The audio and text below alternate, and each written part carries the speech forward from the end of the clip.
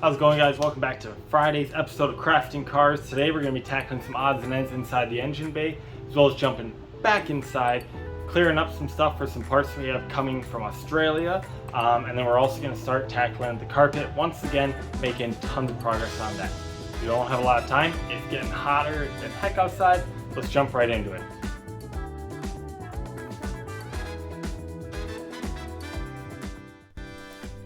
Right, so like I said, we got parts coming from Australia, a company called Mako, and then we also have parts coming from Holly, and together that means that we no longer need the factory cluster, so that baby is coming out here, as you can see.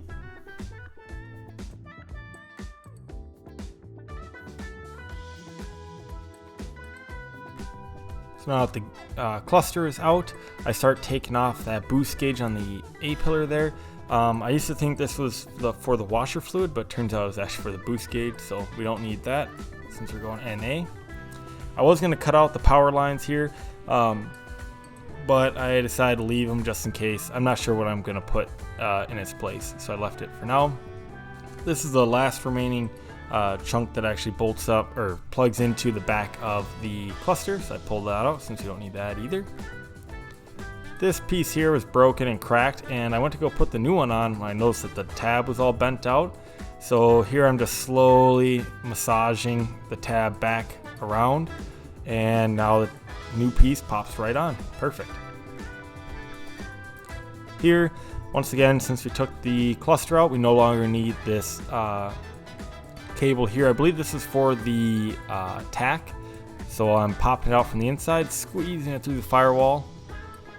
Tight squeeze. Now we're jumping back inside the car here. You see the rest panel, or rather the kick panel there on the left. That's what I'm trying to cut out now. I'm just making sure this all the way up. So I just cut out a small slit. I referenced the old one, and now that slides nice and tight around the side there. And there's a kick panel that's going to go up and cover all those wiring and the fuse panel there, so we don't need that. Now here I'm using the original cover that went around the e-brake to figure out where exactly I can cut out, so I'm sure that it'll be covered up the whole time. So here I'm just cutting out. The e-brake is pretty wide, so it'll be easy to overshoot it. So I'm just using that as a stencil so I know where to cut out. And that I'm really happy with how well that all fit. And this carpet from OC does require some massaging. Some people say you can spray it with some hot water to get it to mold around the pieces correctly, but I'm just using it the way that it is, basically. Alright, now that we're on the other side here, the OC carpet does require quite a bit of trimming because that entire center console piece was solid. If you're taking the entire dash out, it'll be a ton easier, and I kind of wish that I had. Like I said, I'm just scared about breaking all the plastics. So I left my dash in and made do with what I have.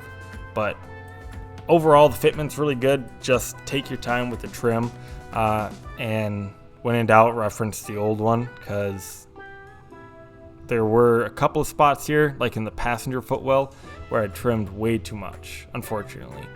So I wish I had taken a little bit more time there, but I'll show you up here. The footwell, this is where I'm just kind of realizing how short I did trim it. But yeah, so right here you can see I dropped her down. I'm going to end up moving all those wires, so it should fit a little bit more flush against the firewall. But yeah, like I said, I just wish I hadn't cut it quite as far back. So here, trimming it so it goes underneath that body panel piece. I'm checking, like I said, I have the back carpet piece in, and I'm using that to double check where it'll cover up and won't cover up. Now for this, I just went to Ace Hardware and picked up some Velcro. And what I'm going to do is cut off some like 3-4 inch long strips here, fold them over, stick them to each other, and I'm going to peel off half of the sticky side, stick that to the carpet, and then peel off the other sticky side and peel that, or stick that to the body where I want it. That way it ensures that the Velcro will line up exactly how you want it. So you just, again with this, you want to make sure that you take your time. Make sure that all the corners are nice, tight, pushed in. You don't want too much slack in the corners, because that's what will actually pull the carpet down away. You don't want that.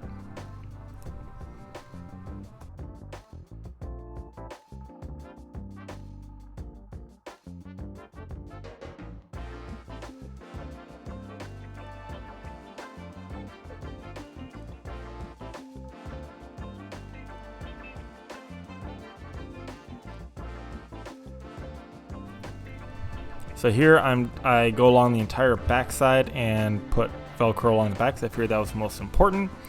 And then I jump inside and I'm checking the bolt holes here, and then I push the carpet back down and find where the bolt holes are, do one poke and shove the bolts through, and I use that to start and bolt up the seat. Okay guys, as you can see, I got the seat in. The carpet is very tight. I did put some Velcro in the back here and whatnot. I still need to attach it back here underneath the body panel pieces and whatnot. And I still need to figure out how I'm going to attach this end piece, because I have no way of attaching these to the carpet in order to snap on to the lip here, and that'll keep all the carpet up tight against the edge here, like that. You can see how nice it fits. Luckily I didn't have to do any cutting on this on the side here in order to get this fit. What I did end up having to do was a lot of cutting up here, along here, and along the e-brake. The e-brake I cut out, and if you remember, I did grab the black center console here.